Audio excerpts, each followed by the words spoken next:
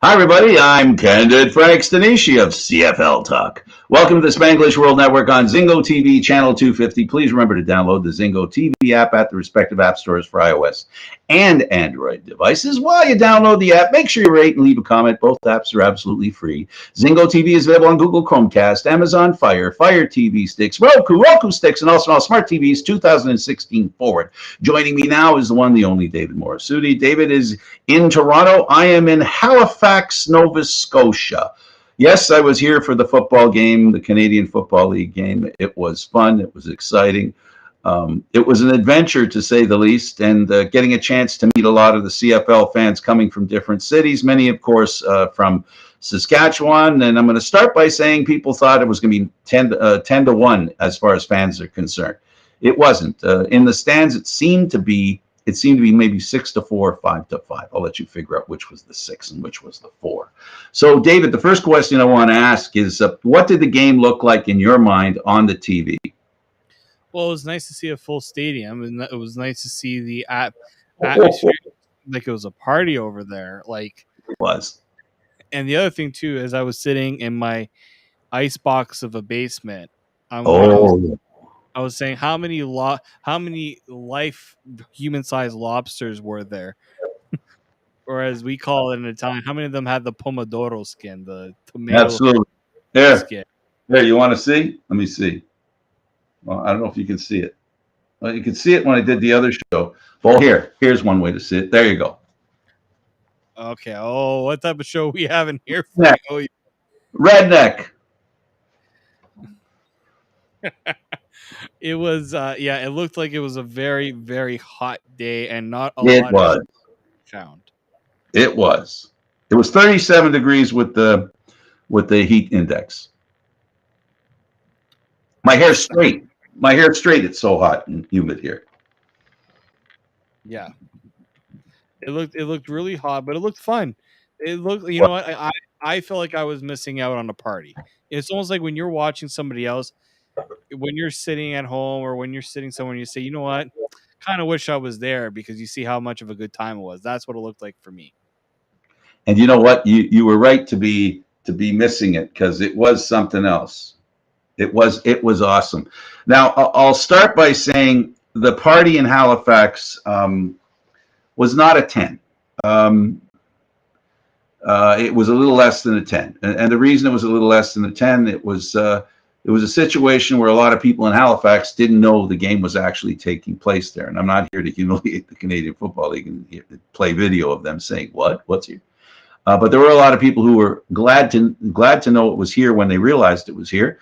And there were a couple of party nights, and there were a lot of people there. It was pretty full, and it was a lot of fun. And that part left a little bit to be desired. They had a nice concert, all that kind of stuff. There was a lot of great stuff going on. But then, David, it got to the point where it was time to go to the game. And it was excellent the way they had it set up. There were no issues with people going to Wolfville, which was like 100 kilometers away. Okay, something like that. It was an hour and 10 minutes basically to go there. So you had two choices. You could drive to a Wolfville high school, park your car, and get on a bus for the last 10, 15-minute drive. Or you could get a bus from Halifax near the hotel that the CFL players and everybody else was staying at, and it was about an hour and change a ride to Wolfville. Everybody got off the buses. Oh, David, it was crowded as heck. The people had tickets like grease lightning through the stands. There was no confusion. It was very organized. Everything looked wonderful. You get inside the stadium, everybody knows where they're going to sit. All of a sudden, you had your 10,000 people and your 890, 880 people who were standing room, and they're standing around having a great time. They had all kinds of stuff going on for kids, for adults. They're giving away all kinds of free stuff. They were obviously, the fans were getting an opportunity to make fun of the on-air people at TSN, laughing at them, doing the Argos thing, doing the Rider thing. And the rest was fantastic. The game was perfectly executed. There was only the exception to the rule of it being perfect was they had a little trouble with the Wi-Fi. So sometimes you might have noticed the referee had to sort of wait for an answer because he wasn't getting getting it. The Wi-Fi was going up and down. Remember, the technology here was done just for this game. So everything was fantastic. Yeah, the press box, if you remember the press, was dirt terrible. We had to sit in the stands. Well, we don't matter. What matter is the fans and the game itself. But it wasn't accommodating the media. But who cares about the media? Not even I care about the media. I don't care about that. I sat in the stands, watched the game. I couldn't sit behind my laptop, which I like to do. Watch the game while I'm watching the game. But that was a small price to pay for the wonderful experience it was. Wolfville was fantastic. Acadia was unbelievable. The school stepped in and filled in all the gaps and helped with the CFL security, tech, organization, everything. They were fantastic. The CFL and Acadia were like that. I'm very proud of the job they did together. And like I said, these things are hard to be perfect. This was as close as perfect gets.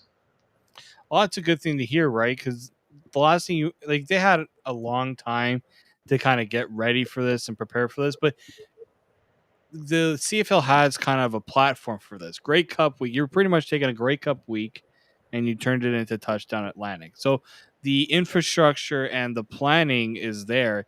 You're just doing it in July versus doing it in November or December. So I think that's what helped the CFL with an event like this.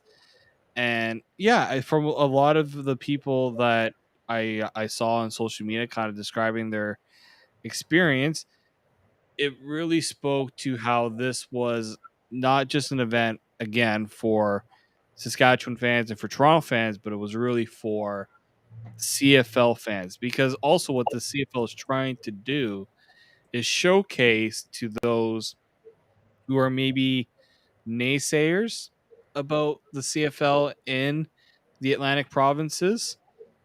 Look, we can pack 10,000 people. And it didn't take them long to get those seats filled. I understand that Saskatchewan is a very well-traveled fan base. I do get that. But if you show that there's excitement for CFL football in that province, it helps maybe those who are trying to get that, as a really big part of the future. Because to have 10 teams, I don't think people do realize how vital it is to have 10 teams in the CFL. And also to add a 10th team here on the other end that we're not covered in Canada, the Atlantic provinces, that's a little juice that we would get in the league. And I really think that we really can't judge the league according to the last couple of years. I think that's only fair.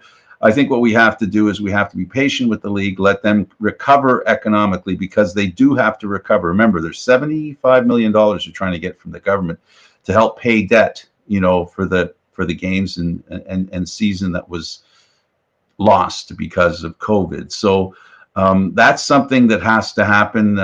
Financially, the Canadian Football League. The fact that I look at it this way, and people can take it in a negative sense if they wish. I look at it as a positive sense. For the league to survive what it survived, based on a league that is strictly, and we all know it's a ticket driven league. That's what makes this league go. For it to have survived and come into this year ready to go, raring to go, to have a season, it is something of, I think, a godsend. And I think people should be very proud of that. CFL fans, I know, as I am, as a CFL fan and someone who covers the CFL, I'm proud for them that they survived. The negative things that people might suggest that I'm saying, because when I say they don't have the money to do stuff, it's because it's real. It's real. They don't have the money to do stuff. They just came through, no season, no money, no nothing. And now here they are putting on a great season, which I think it is. We're starting over again, and we're going back to the way it was before all the trauma that is COVID-19. We had our exhibition games. We have our 18 games. We have our schedule full. We have teams showing up everywhere. We're having, I think, the season is starting to round into a really interesting one. We've got a couple of teams that started slow. Unfortunately, they seem to all be in the East, but they're picking up. So as far as that's concerned, if you want to pick it up from there, that's where I see what's going on with the Canadian Football League and why this event was so important, and the success of it means so much to everyone. involved. Yeah, exactly. Now it's, for the CFL, it's a matter of how do we take this excitement of what just happened in the Atlantic provinces and capitalize on the momentum? How do we make sure that the message is out there that the CFL can thrive? I understand fill 10,000 seats isn't very hard to do because a lot of teams are able to get 10,000, but imagine at a time where everything has gone up in terms of cost. The plane ticket to get there, the hotel prices, everything went up. And yet people still committed, 10,000 people committed to going there. I think that speaks to there is still a passion because this wasn't just any game. This was really an experience. And I think if I'm the CFL, the biggest takeaway I take from all this is you can sell on the experience if you can make sure that people are understand that they're getting every bang for their buck for the experience that they're getting. Whether the game is good or not, the experience of what they just went through, that leaves a good I guarantee a lot of people that went to that game are going to say, you know what, they go again, I'll be right back. I will do it. Or those who are watching and says, you know what, I missed out, I'll go to the next one if my team is playing. Let me add another point that's really important, and I think it's salient, and I think it's relevant to the nth degree. The other thing is that the schooner people, the people that are bringing a team here to who wanted up until the COVID, that want to bring a team here to Nova Scotia, were not involved at all in this event. Does that mean that they're walking away from a team in Nova Scotia? We heard reports are such that we heard secondhand that the mayor has, I think it was Three Down Nation, Justin Dunk mentioned that, well, there's no appetite in council to bring a CFL team here. Well, we have to accept the fact if you're pro CFL in Halifax and you're in Halifax, there's some work to be done. There has to be a recovery of the idea. There has to be a priority position that they can be put in. The people here got to put the CFL on the list of priorities of things to be done. The commissioner has stated it accurately and 100%. I'm behind 100%. They need to concentrate on a stadium, and they need to concentrate on events, massive amounts of events and or organizations that take the place beyond the 10 games that the CFL provides. So, that's not a lot of scheduling that the CFL provides. The reality is there have to be other teams, other organizations, other levels of government that have to be involved, and they need to buy into the fact that they could use a stadium. Until that happens, there won't be much talk about a CFL team in Halifax because, like real estate, they say about real estate, location, location, location. And when it comes to expansions, football teams, Canadian Football League as well, it's a stadium, stadium, stadium. Yeah. The other thing I thought about too, it looks fantastic to go and watch a game in the summertime and the fall. What about the winter? What if, They're because not bad here. Halifax isn't bad here in the winter. They've got the jet stream there as long as they're not in they have a snow belt like we do in Ontario. Okay. So my question here is in order to sell this to a potential owner, the one thing they're going to want, when are we going to get a Grey Cup? Well, that's the Because first thing. what happens to any market that gets a Grey Cup? They see an influx of revenue because, again, tickets, usually it's the team that's hosting it that gets a portion of the ticket sales. Um, there's a lot that happens. The city will invest because they know the tourism impact of a Grey Cup. We've seen it even in a pandemic year. Hamilton had a little bit of a bump, which was a good thing because Hamilton wasn't getting much during the pandemic. Saskatchewan should receive a bit of a bump after, they have this would be their first Grey Cup in quite a while, right? And they have that brand new stadium that they have to pay for, right? So these are important factors, I think, that can help sell um an idea of expansion. It's just when you get political parties involved, meaning city councils and private entities involved, the finances have to make sense. Obviously pandemic has kind of changed that a little bit, but yeah, it doesn't help that, yeah, the group that was pushing for the Schooners weren't a part of this, but maybe it's also the CFL saying we're going to try to figure this out whether you guys are involved or not. Yeah, well, for all intents and purposes, as the commissioner has at least alluded, um, we're here waiting. As soon as somebody comes up here with a plan, which includes a stadium, um, we just check out who these people are, how serious they are, financially. The CFL will do its checks, its balances, and their due diligence. They have to do that, and their due diligence, will provide an opportunity for a good decision to be made. And if that good decision is awarding a team to Halifax, it'll happen. But right now, council's not interested. There was $20 million on the table before the pandemic. That $20 million no longer exists. There was a group pushing for a franchise. There no longer is a group. I'm summarizing the circumstances here. We've established that there's some interest here, even when the interest isn't promoted that deeply. And we also understand that the players love coming here. That's another thing that I'd like to add as well. There are many of them who go, I love fish. This is a great place to be. The fish and the way this place is. And David, it's one of those nice things. When you see a stadium, how beautiful Mosaic, Winnipeg, how beautiful the stadiums are in the Canadian Football League. But to have a picturesque situation like this, Wolfville. I love Wolfville. They did a great job, and you saw some beautiful pictures. Wait till you see what Halifax looks like, and if they put the stadium where I've been shown it, the desire was to put it. Man, that'll be as picturesque a sight for TSN to show before the game, during the game, to breaks, to commercials. So that was going to be my question, because there is a professional team in Halifax, the Wanderers. That's the Canadian Premier League soccer club.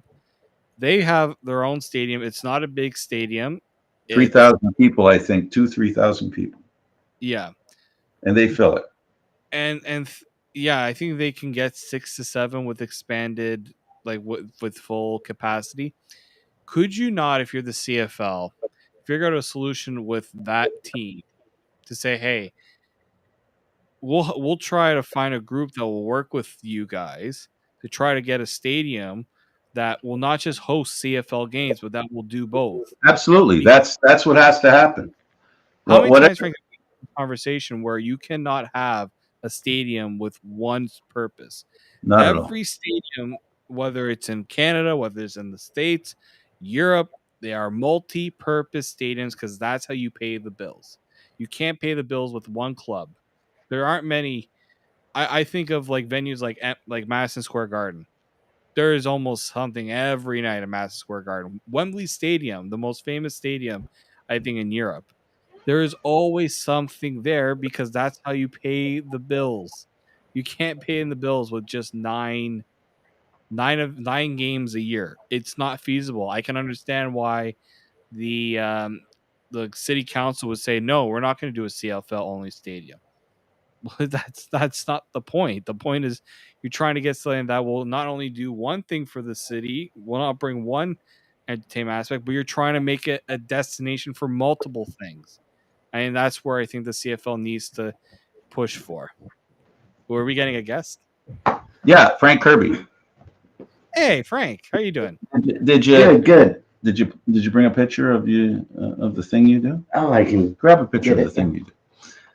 Yeah, Frank, for many years, for almost around 30 years, basically he was a mascot working for a radio station, and he's been at every sporting event that's here I'll give him. We'll give him a minute or two to tell us about who he's met and stuff. But let's ask Frank about this. Well, absolutely. We can move a little more. Come a little more. Yeah, you're in the picture. There you are, buddy. Okay, so oh, by the way, I got to mention Audrey. She's the most wonderful hostess. She got her step thing to work, and she says, I don't know how, but 20,000 steps that's getting me coffee, getting me breakfast, doing all kinds of stuff. And I didn't ask her to. Audrey's fantastic. His wife. She was real wonderful, and Frank was too. So I want to personally thank you for the time that you showed me here. And I have to agree, or else it's a divorce. Okay, show the picture, and we'll continue with the stuff. Oh, here, let me try. Here, Frank, yeah, take a little further down. Yep. Go down. Oh, there we go. Okay. Wow. There. Okay, that's the artistic rendition, but he has some actual pictures as well. So you can zoom back now. Thank you. So Frank, where we're at, and it's a good time for you to come in here and talk about this. From a person who lives in Halifax, we've had many a conversation. We've been both, chomping at the bit to see a team here in Nova Scotia and Halifax in particular. Tell us first where it was before the pandemic. How close do you think this community was, to get a CFL team? Well, Frank, to tell you the truth, it was very, very close. And a lot of people blame COVID for, the extinction or the closing of a lot of things. But we were so close. The city had offered $20 million towards the building of a stadium, and locations were picked. And the first location was turned down because of economic development and other plans they had for the locale, and transportation in and out of the city to that particular location. But they had already had backup locations ready to go. But COVID hit, and it threw everything to a complete stop. They were at the last moment of picking a place to put the team, the stadium, right? And as he says, that they went right through the whole process. They were doing their due diligence of where the best place was to put a stadium. They realized that city center was better. And as I said to Frank, he drove me by the spot where the stadium was proposed, where it probably would have been, where the shovel might have been put in, that first shovel, and it's off the highway, looking down at a patch of land surrounded by water. I mean. And if you know the Halifax skyline, it's a beautiful skyline. It's not 200 square miles of skyline, but it's a beautiful city. It has 500,000 people. It's not a small town. It's a city, and it's a really vibrant city. I had a chance to get to see it up close and personal, and so they could have had a team. Then the pandemic hit. So my next question to you, as a resident of Halifax and a CFL fan. By the way, he goes to Grey Cups. He goes to Saskatchewan. And Super Bowls? Well, we don't talk about Super Bowls here, Frank. Frank, we don't talk about Super Bowls. Yeah, we only watch that after. We don't talk about Super Bowl. We only watch that after CFL Grey Cup is over. Absolutely. And once CFL season's done, it's time to watch the NFL. Yeah. He has a son who is a very good football player, so you know what it was like. Yeah, to be a part of football as a family thing. So it's inbred in his family. Yeah. So tell us, how do you see the possibility as a resident of Halifax? What do you think, from your perspective, has to happen for you guys to get back to where you were before the pandemic, and move on from that place where the final decision on where you're going to go and sticking a shovel in the ground for a stadium? Well, I think the first thing we have to do is get back economically to where we were. Everybody talks about a stadium, and of course that's dollars. And as I said, the city had committed $20 million, and looking forward to the provincial and federal government also kicking in their share. But it's a matter of dollars, and I don't know what level of government, municipal, provincial, federal, has that kind of dollars left after all the COVID aid. And that's where the bottom line is. I kind of believe that maybe some of our national and international businesses. I think of Sobeys, I think of Irving, I think of Stanfield. It has to be basically that way. The biggest corporations in Canada. Yeah, That's who he's talking about. yeah. The people with the deepest pockets could contribute to putting up a stadium. Like say we're 500,000 people. You compare that to Regina. We do have the population base. We do have the interest, as you saw. And you have more of a population base if you were to say draw a circle around the people that go to Mosaic to watch a football game. Oh. You draw a circle that same size and go under the premonition that hey, people will come from that far, which they will in the Atlantic provinces. Yep. You're talking about 5-6 times as many people as in Saskatchewan. Yeah, indeed. But where to get back to? First of all, I think we need heavy-duty international, national corporate sponsorship, and then the governments to kick in the minority of financing for a stadium. We all realize that 3 levels of government can't, after CERB alone cost the country millions. Yeah, absolutely. Right, and then of course the argument that we always get when we even when we were very close to getting a stadium, the argument was, well, what about health care? What about the homeless? Those are important things. Those are important things, but they don't realize the economic value, return that a team and a stadium would bring to the region. And the other thing that I've had a chance to talk to Frank and listen to some other people here. The other thing is that the Atlantic Coast has become a very proud sports community. Mm-hmm. Expand it beyond Nova Scotia and go to New Brunswick, go to Prince Edward Island, go to Newfoundland. You'll find there's a lot more interest in sports here. Not because the people in this community and those communities I just referred to have all of a sudden realized, wow, sports is awesome. They always have. It's those of us in the East and those of us outside of this community that don't give the respect to this community, to the Atlantic Canada, as much as I think they deserve. So, do you have a question for Frank? Yeah. For that, Frank. Well, my thing is, is there an appetite really for, people say maybe it's just a 1-year thing. Every year they do the Touchdown Atlantic, and that's where the appetite is for, the CFL football in the Atlantic region. But do you think that's the case? Like, talking to people there, do they really want the team? Will there be a support for the team if the CFL pushes for one? Yeah, I think that the core group, our football fraternity, which covers high school here, university, AUS, St. Mary's, St. FX, Acadia, where the game was just played. Very, very, very, very strong base amongst football fans. But the sad thing, we don't talk NFL here, but we have more New England Patriots fans in Halifax than we do CFL fans.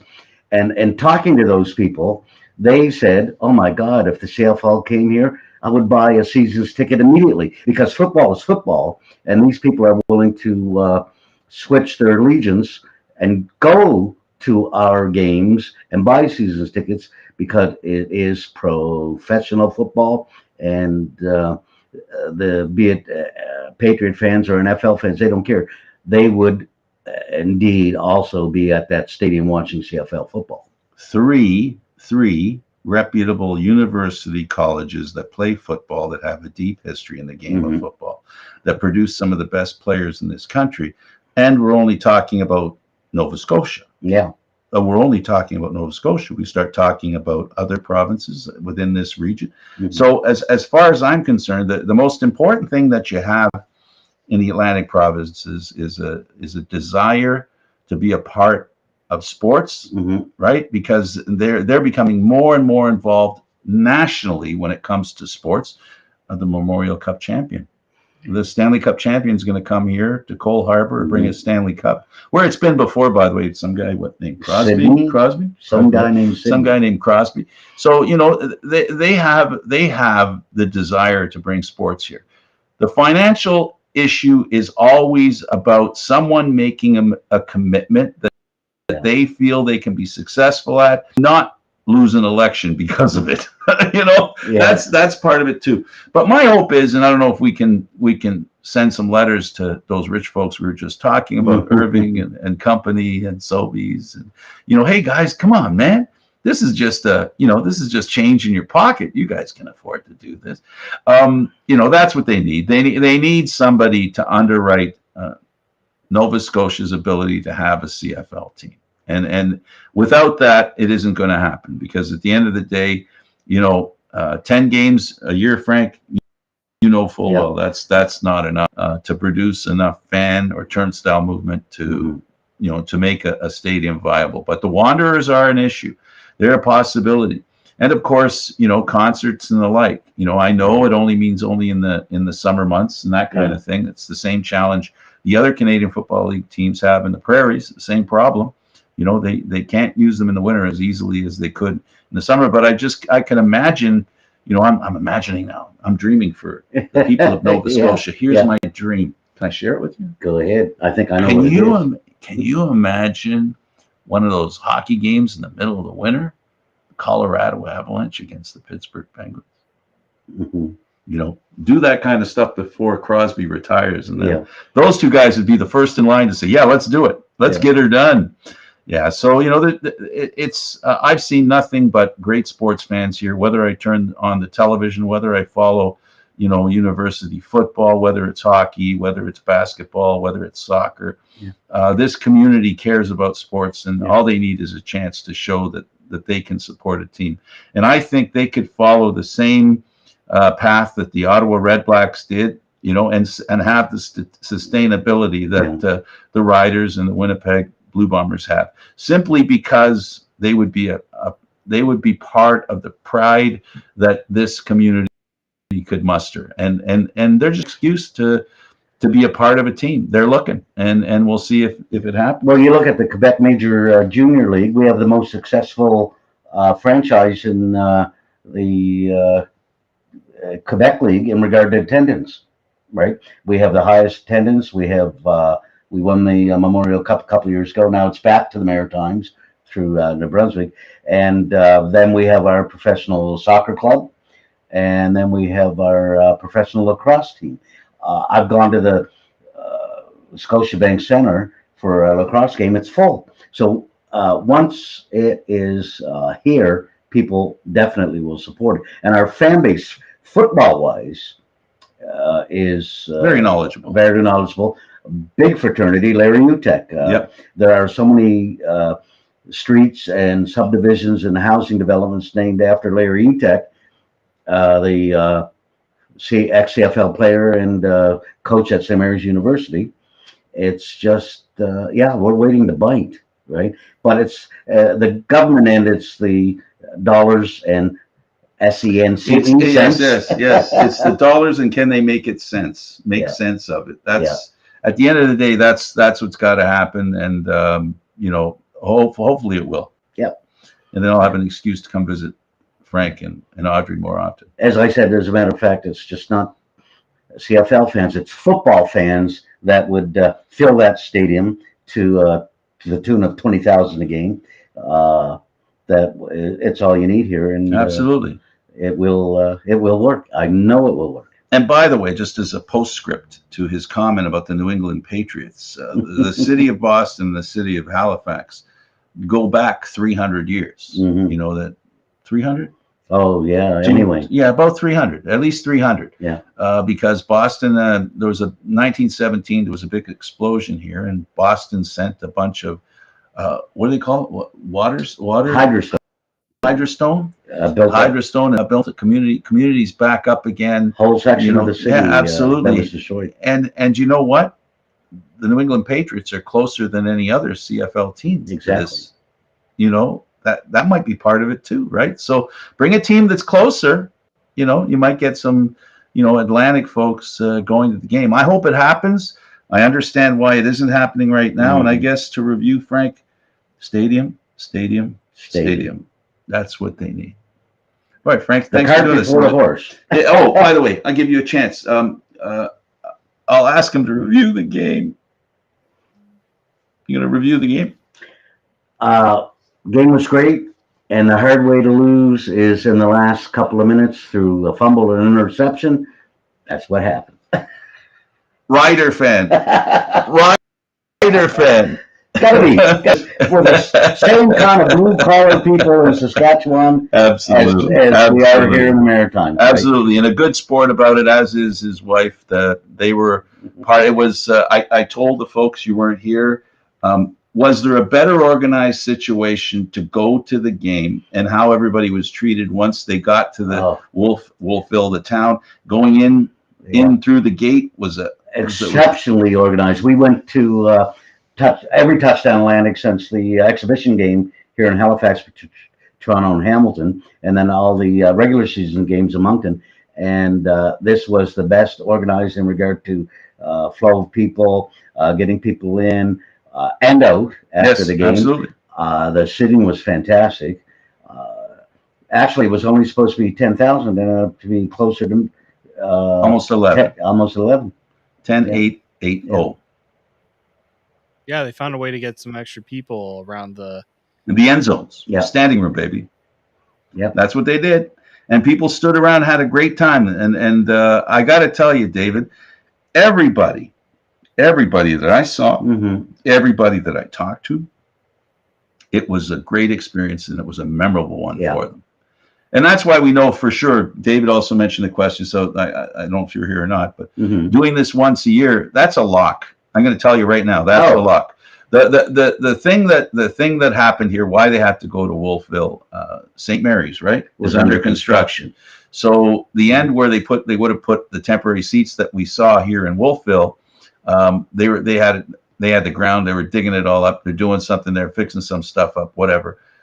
If they can put temporary seating here, I don't know that it can be a Montreal Alouette thing, but an annual thing. I think they could do it in this city, and I know for a fact that everybody was excited. The Saskatchewan Roughriders practiced there. They practiced at St. Mary's, right? So they're more than willing to accommodate the Canadian Football League.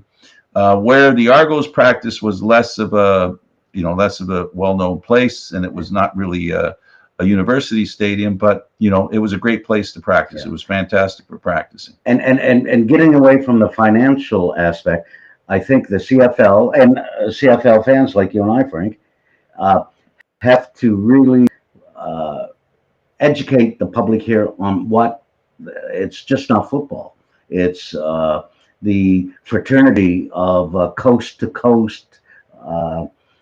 People enjoying themselves, the celebration of football and the league, particularly the Grey Cup. But we have to sell what it means to be in the fraternity of the CFL. And as I say, with the base we have from football fans across the board, and then we get the education going in regard to what we're missing here.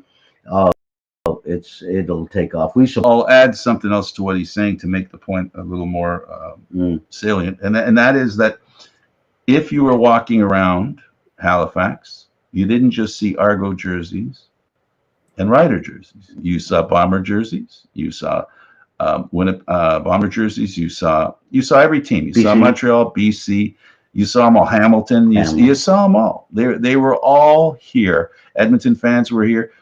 It wasn't as big an attraction as the Grey Cup is, but there were people who came because, as Frank says, the community thing where CFL fans love an excuse to get together, and that's what the Grey Cup is, and that's what this can become. And trust me when I say this, eventually somebody's going to realize how popular it is here, and when we have an opportunity to have one that's planned over a year, like hopefully the CFL is working on the next one, getting some commitments and making it and doing some of the things I told him, Frank. I know it wasn't nice. A lot of people won't like what I said, but you're gonna confirm it, and you're not gonna be willing to do it, but you'll do it anyway, just for the sake of honesty. It was not promoted that well within the city of Halifax. There were a lot of people. As a matter of fact, we got multiple as ticket holders and CFL fans. We got multiple emails and updates and directions in regard to the way everything was going, but they did miss the GP, general population. Yes, the street signs, that kind of stuff. We didn't see much Banners. Of that. Was that Yeah. That's a fair statement, Yeah. right? Yeah. Yeah. So that was kind of missing, and I just say that the CFL didn't have the money to do it. I know that sounds awful to admit, but I believe that has a lot to do with it. Mhm. So hopefully with a little more planning and maybe some help economically from the government, giving the CFL the money that they need to keep going. Mhm. Give those teams the money that they should have had in 19 or 20 that they Yeah. didn't get. Yeah. And maybe once they're economically in a position to be able to promote the league in a manner that it deserves and the way they can, Mhm. this event will get bigger and bigger. I'm telling you, it's in Halifax to stay. I'm gonna make that I'm Yeah. gonna make that statement right now. I believe nobody's told me anything, but I believe that it's in Halifax to stay. And not just on an annual basis. For now, that'll have to be what it is. For now, Frank.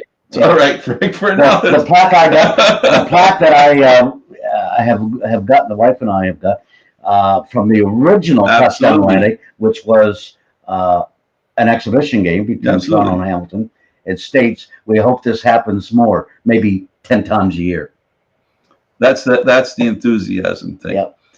All right, now we've got a few minutes left. I really appreciate this, Frank. Hey. Okay, buddy, and I My appreciate everything pleasure. you guys have done. My pleasure. And Thanks a lot, big guy. CJ Birdie, CJ Birdie. Google it, you'll find him. Hey, take care. He has had a lot of famous people that have spent time talking to him, and he has a lot of fun experiences. And he also does Santa Claus in the winter. So otherwise, he's anyway. You want to talk about the rest of the games, or is there something you want to summarize? No, let's. I mean that we can just quickly summarize the games. I think Frank provided a nice local aspect on everything going on there. Yeah, he definitely did, and it's a sincere love of the game for many people here who know the game, and people ready to love the game of football. In person.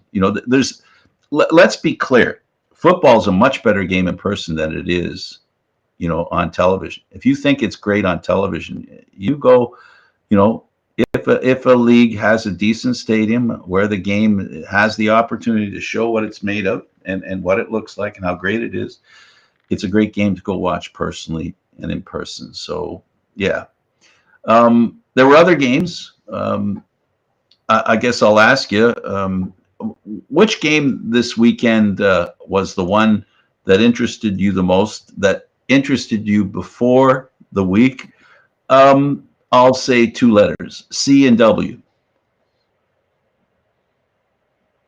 Oh, well, yeah, it was the battle of the unbeaten teams. Was there a game that we anticipated more this week than that one? And in deference to the TD Atlantic, but the actual game and the wanting to see how two undefeated teams would be against each other, Calgary and Winnipeg, and they didn't disappoint. No, it didn't. It didn't disappoint because you saw two teams that were almost clearly matched, like evenly matched. The quarterback battle was skewed a bit more towards Winnipeg's favor, but I thought Calgary played a good, complete game, as they have shown to be able to do. And the good thing is they didn't get off to a slow start this time. They did get things going early, and then Winnipeg kind of had control, and Calgary had their chances.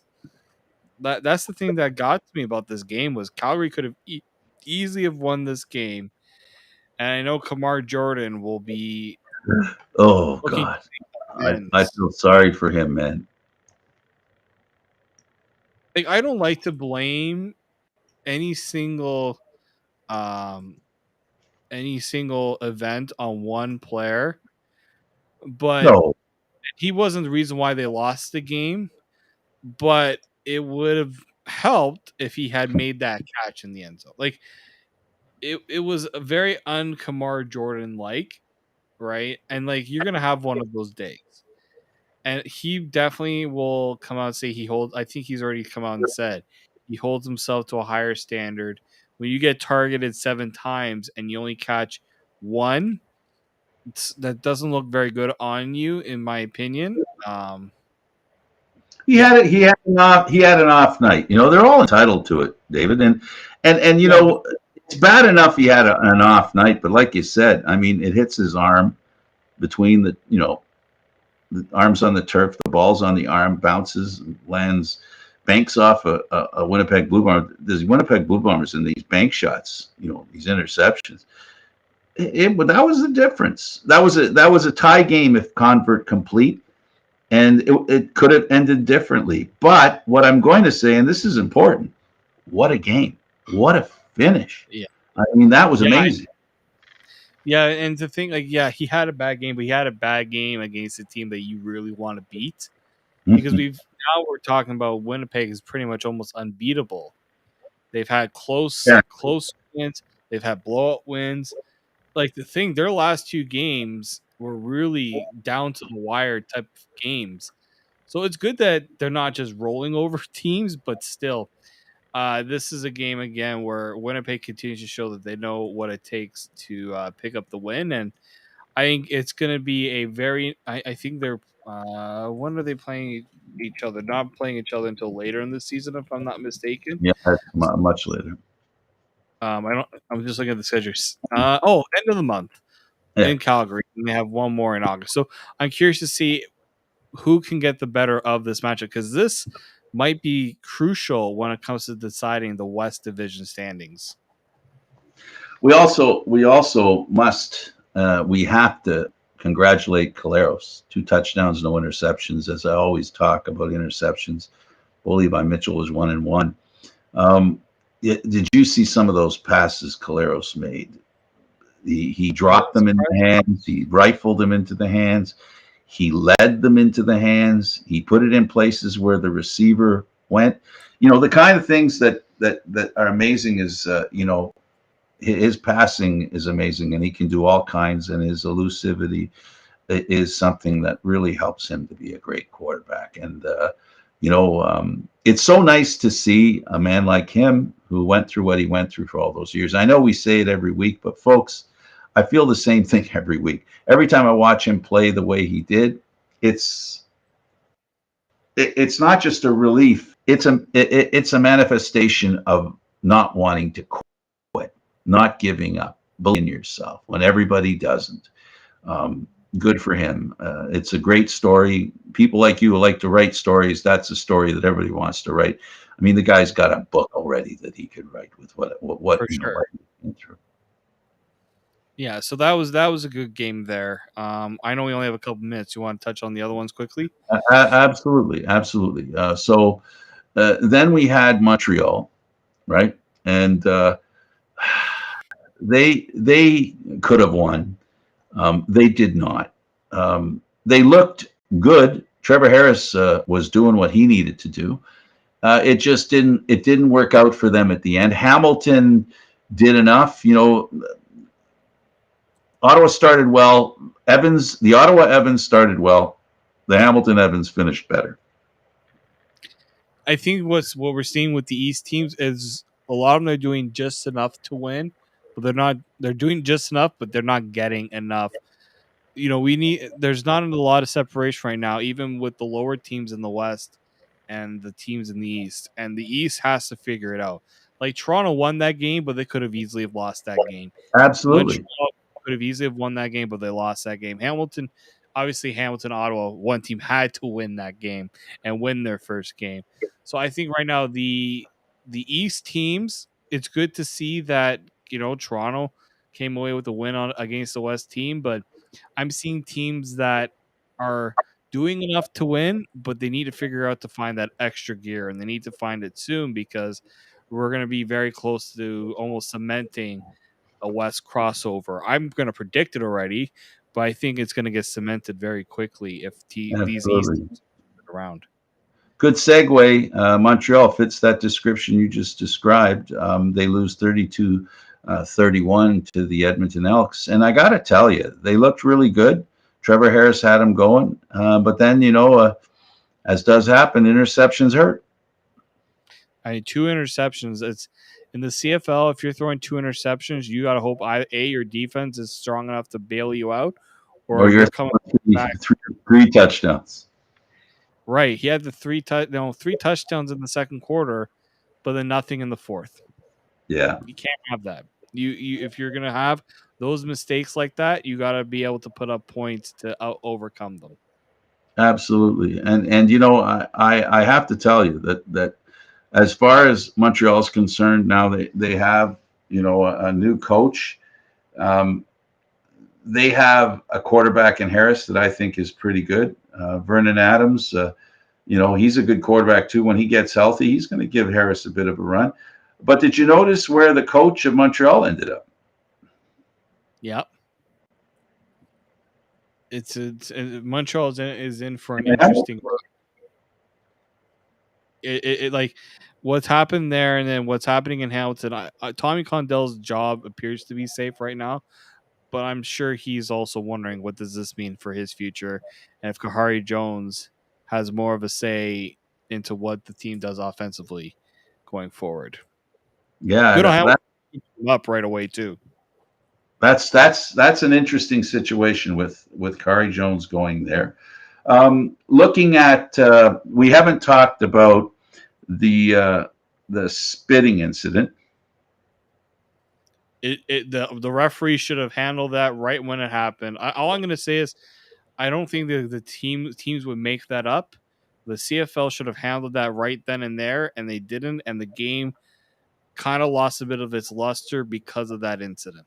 That's all I'm going to say on that. Saskatchewan's got the reputation now too that they don't want, and that's something that the organization has to figure out.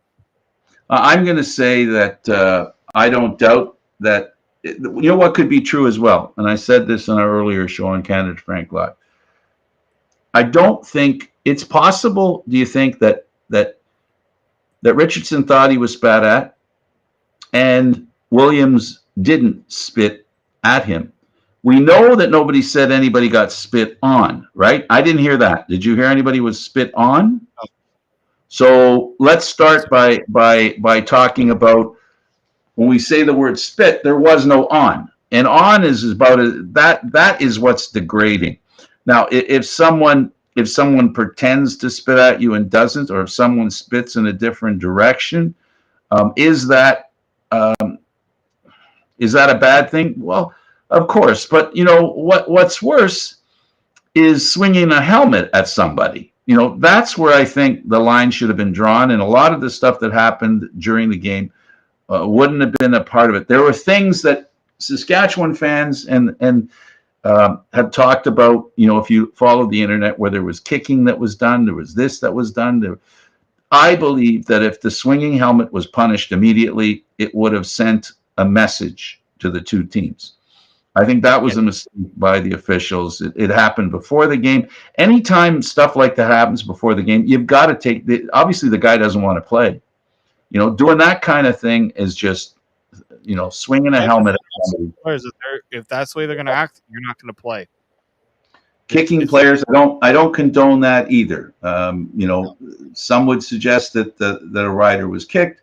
Some would suggest that the rider wouldn't let go of the Argo, so he kicked him off him. But these are all excuses. At the end of the day, I truly believe that the missed call by the officials of not, as much as I love Williams and he's a great player, swinging a helmet at somebody, no, that's got to be a line you can't cross, and that's got to be a line that the officiating in the league says, and the CFLPA says that's not the look we want. I don't think we want a look of, you forget about the spit. The spit was invisible. Nobody saw it. It can't be proven. It might be proven, but as yet I haven't seen any proof.